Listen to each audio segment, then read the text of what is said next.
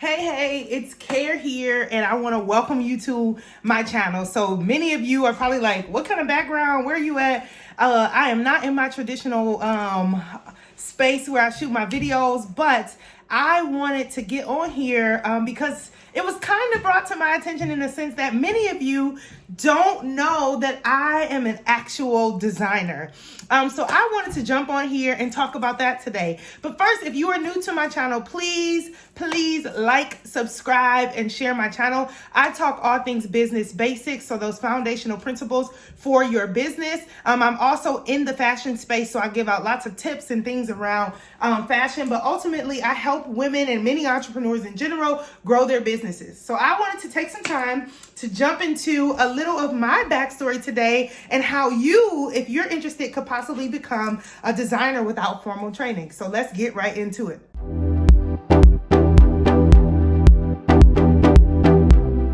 Okay, so I am actually born and raised in Detroit, Michigan, come from a single family home, a single parent home. I have a sibling. I have a brother I grew up with. I also have a sister that didn't grow up in my home, but we are all family. And I went through the Detroit public school system. My dog is whining, y'all. He wants to go outside, but he keeps coming in and out, so it's a no. But anyway, went through a public school system, went to college, and I actually I got my undergraduate degree in human development and family studies, took a couple years off, worked in a school, went back to college and got my master's degree in higher education, so college student affairs leadership. Been working in higher ed for years and years and years. In 2018, I took what I would like to call a huge leap of faith, and I started a business. At that time, it was called True to Size Shoes. It is now what we know as Faye Nicole. So True to Size Shoes was started out of my personal pain points. So in 2010, so years ago, back when I was in college, I had gained 90 pounds from stress and depression. It rocked my world. Many people didn't know it because I still tried to carry myself in the same way. But when I tell you all, I was over it. But anyway, one of the downsides to gaining that much weight was my feet grew. So I went from wearing a size 9 to a size 11. Y'all, when I tell y'all, cried my heart out. And I remember walking into a shoe store one day because I was a fashionista, always been kind of a diva. I walked into a shoe store one day and I asked if they carried a certain shoe in a size 11, and she said, we don't carry that size at all. Maybe you can try Payless. And something about that moment, y'all, drugged me to a low place. I couldn't get over that she was just kind of like, we don't sell that size, like go somewhere else. It was her demeanor. I think it was her disregard. And it was also embarrassing for me because back then I thought a size 11 was so crazy. Like a girl wearing a size 11 shoe, that can't. Nobody's gonna love me. Like I just went through all these things in my head about being a size 11 shoe. None of those things that actually mattered. I learned. Anyway, we can talk about that in another video because I want to get to the main points of this one. So anyway, from that journey, I started to actually talk to other women about just like shoe shopping, fashion shopping in general. I was now in this new category. I was considered plus size or curvy at that time. My feet had grew. That's when I came to learn the stories of so many other women whose feet grew from pregnancy, weight gain, some people even injury. I learned an array of issues and how confidence was tied so heavily to this for women. It wasn't just me. Many of us were struggling. I remember I was wearing combat boots. I was buying men's tennis shoes. I just did not feel beautiful because I liked wearing heels. I liked wearing beautiful, what we considered women's shoes at that time. And I just could not find those things. So it took years and years. It didn't really cross my mind in 2010, like, Care, you could create shoes for women like you. But I knew that something had to change. So I did start to go on a journey of, one, researching, like, is it safe? Is it okay for women with larger feet to wear heels? Why do these shoes not exist? Why does attractive footwear, beautiful flats that are not just, y'all, I don't know, maybe I'll throw some pictures of some right here because I can't even describe them. It makes my heart hurt, my heart ache. But like, why don't they make these shoes for women like me? Sizes 10 and above, essentially. So anyway, fast forward to me struggling for years to find shoes that really gave me the confidence that I wanted, really made me fall back in love with myself. 2018 rolls around. one of my friends encourages me to join this program called Spring GR here in my city in Grand Rapids. And she's like, because at that time I was a stylist. So I was styling people for like their personal wardrobes. So I started Spring GR for that. But my coach at the time, he knew that I wasn't passionate about that. I just did that because that's what I was good at. I could look at somebody's physique, their body type. I could look at their wardrobe and tell them how to put pieces together, what to change, all that. But we got into a conversation one day and he made me cry. He said, you talk about this and I don't see the care that is sitting in front of me. He said, what do you really love? And I couldn't really put my hand on it. And I said, well, I really love shoes. And so he's like, tell me a little bit more about that. So he started pulling out of me. He's like, what do you love about shoes? And then I talked about, the confidence that a heel gives me, the slimming, things, the curvature, the creativity that comes with footwear. Footwear pulls an entire outfit together. Like everything about the conversation changed. Like I'm getting goosebumps right now because that's how much I'm passionate about shoes, right? So anyway, we started to talk about that. And he challenged me. He said, I want you to explore shoes. He's like, you say you can't find shoes because you got big feet. He's like, why don't you create them? And I said, well, because they don't exist. Like, if I can't find them, I've been looking for years. How am I just going to open up a store and sell shoes for women that wear these sizes? And that's when the light went off. And I knew then I had to become a designer. So I didn't have the time or capacity at that moment to go back to school. I had just finished my master's degree in 2016, was working full time. I had just got married. I got married at the end of 2017. Like my world was rocked. We were in the process of buying a house. I was like, I can't go back to school. So I started to get creative. I joined, like I told you, I joined that Spring GR class. I went over to Kendall College, which is the design and art school here in my neck of the woods. I went to that college. I met with some professors. I met with some alumni, with some students. I said, how do I start to work with you all? What do I need to do to get into the footwear space? So I ended up linking up with the young lady who I couldn't draw. Now I'm going to tell you, you don't need to be able to draw to be a designer. But for me, it was very helpful because I'm visual. I didn't know how to draw, but I had all these ideas in my head. I met with a young lady that I had met through my connections at Kendall College. We sat down for a meeting and she said, well, Care, what is it that you want? She worked for Hush Puppies. She had worked for multiple shoe companies, and she had just started her own kind of freelance company where she wanted to branch out and help people with what we call Techpacks in the industry. So I had caught her at the perfect time. So she met with me and she was like, actually, you would help me kind of build out my brand and build out kind of my services, what I want to offer, because you seem like an ideal client, somebody that I want to work with, because I had all these ideas, but I didn't have the actual knowledge. Like I didn't go to school for it. I didn't have the trade knowledge for that particular, for designing. So what she did was she walked me through the process over a couple of months of here's where you start, here's how things work. So I would get inspiration from some of everywhere, anything. Y'all, I would see something. Literally, I remember one time I saw a tree and the leaves on one side of the tree were turning and the other side of the tree had not turned yet. I had an idea for a shoe based on that. So anyway, that's how the creative process started happening for me. So I would go to her because she could draw at that time and I would say, hey, I saw this today. Here's my idea of what it looked like. Can you turn this into something? We did that over and over and over again. And then we got to the point. So one time I even had a head wrap, and I'll put the picture here. I saw a picture of a head wrap and it had like a little knot. And I said, oh my God, that would be a cute detail on the shoe. Another time saw a dress and it had like a circular pattern. We put that into a sneaker. None of these are in my collection right now, but that is the kind of thing. That's how my juices got flowing. I saw the curvature on a car one day. Like it was like they had some kind of design on their car. And I said, oh my God, that would be super dope to be the curvature of the top of a heel. I put that into a design. So I say all that to say that the design process does not have to be deep.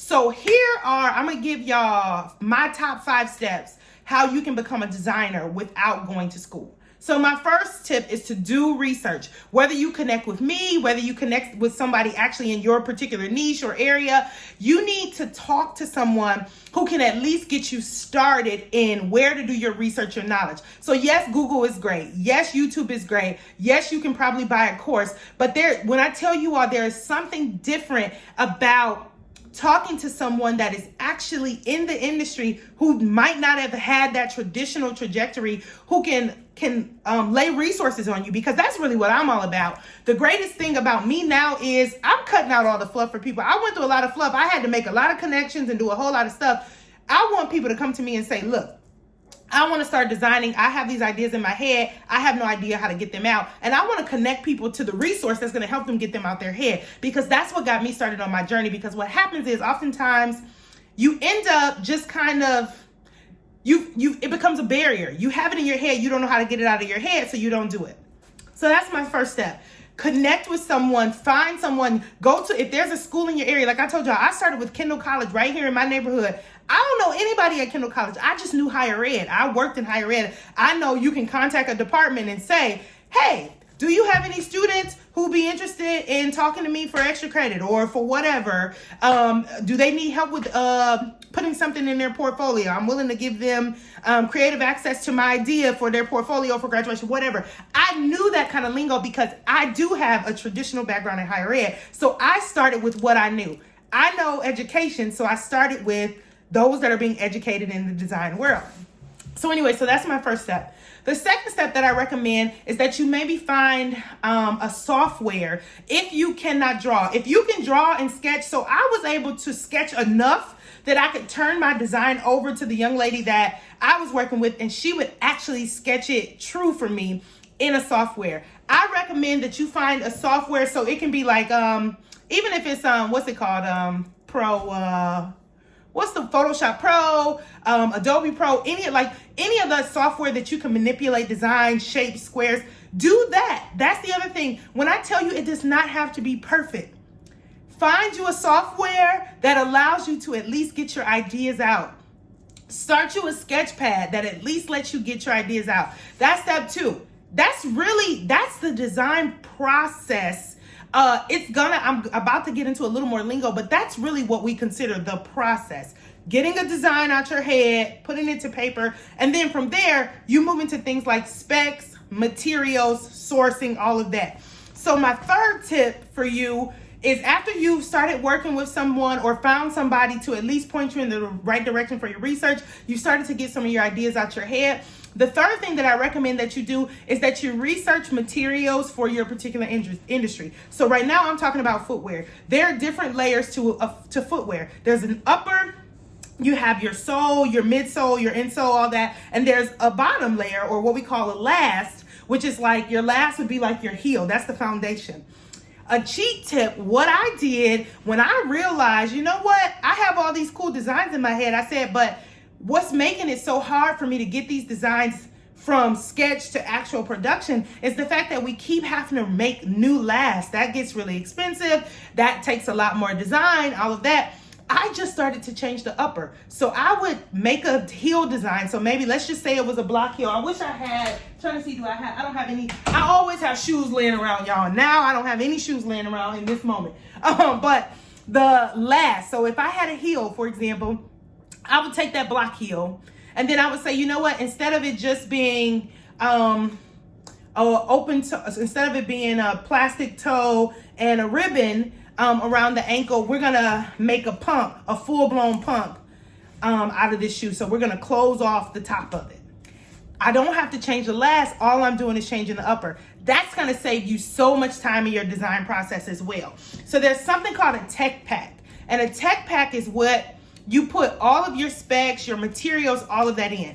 That is so far in the future, you all. I do not want you all to get caught up on tech packs. I know when you talk to somebody in the industry, they're gonna be really talking to you in that kind of lingo. Let them know. I know I'm gonna need a tech pack at some point, but I'm not there yet. Right now, I wanna focus on getting my designs out of my head into sketch form, and then even maybe applying some dimensions. So thinking about how high I want the heel to be, what kind of functionality do I want, What kind of materials do I want? Once you pull all of those things together, anybody can make your tech pack. Now, tech packs take some time. They have some special things that you need to do, but don't worry about the technical part of that. You just need to worry about this first part. So those are the first two things. The third thing that I would recommend is that you already start sourcing materials. So sample materials, maybe even take apart. If you have old shoes at home, that was my first step. I had old shoes at home that I don't know why I was holding on to them. I would take stuff out of those and I would say, you know what? I really don't like the cushion in this. Let me see what it is. I would measure it and I would say, oh, this is only 2 millimeters. That's why I need a 3 millimeter cushion for me to actually be comfortable. Or maybe I would take it out and it was cardboard on the inside opposed to like a plastic or a PU or something. Literally be okay with buying shoes, taking them apart. Buy a high-end pair, buy a really cheap pair. See what the difference is. So that's my third tip. Explore what is already made and created, because actually you can order material books. So you can, China even, like you can literally go on like Alibaba or reach out to a manufacturer in China from whatever. You can literally type in China shoe manufacturers or whatever. I'm not saying that you have to manufacture your shoes in China. I'm just saying China is a very huge place for sourcing materials and you're gonna be able to get that pretty cheap. You can reach out to a company that manufactures shoes and you can say, hey, I'm new to the shoe industry. I wanna get a book of materials, a book of colors, a book of prints.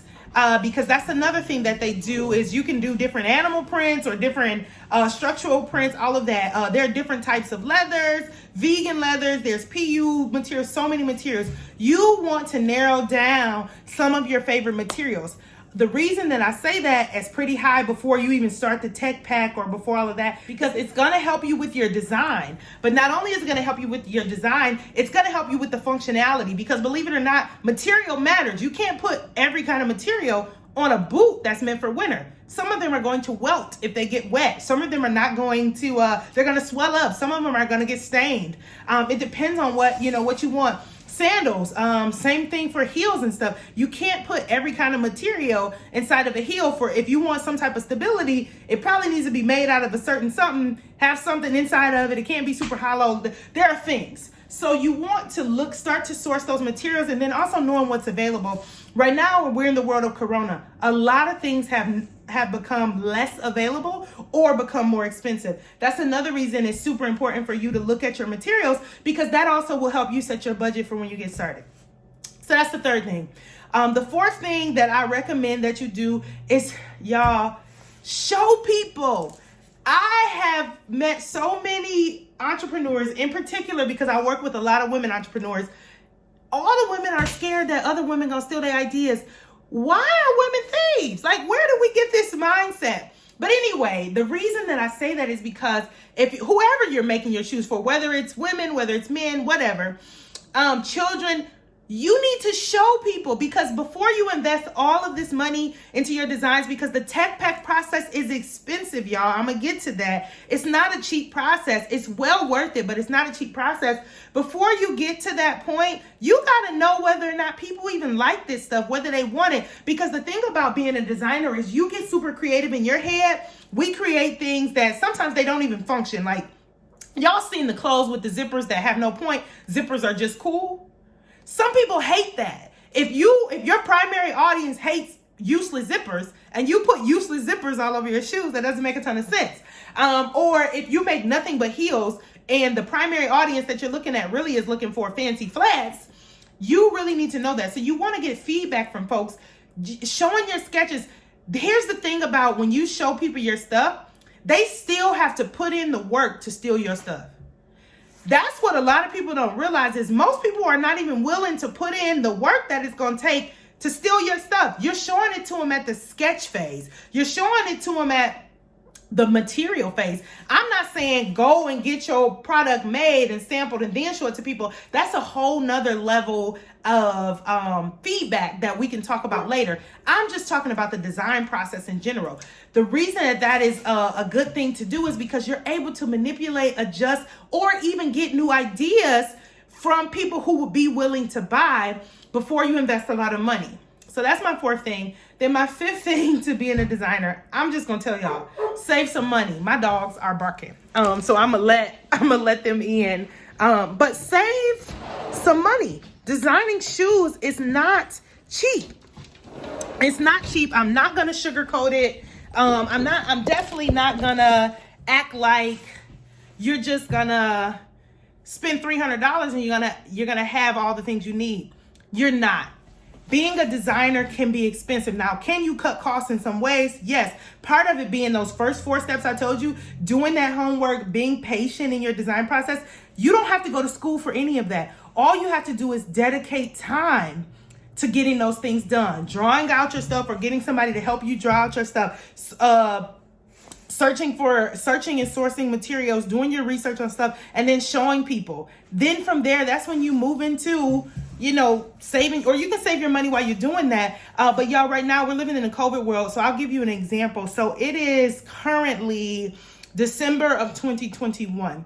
I just sourced some materials for some shoes for spring. I'm already behind. I should be a year. I really should be doing winter next year.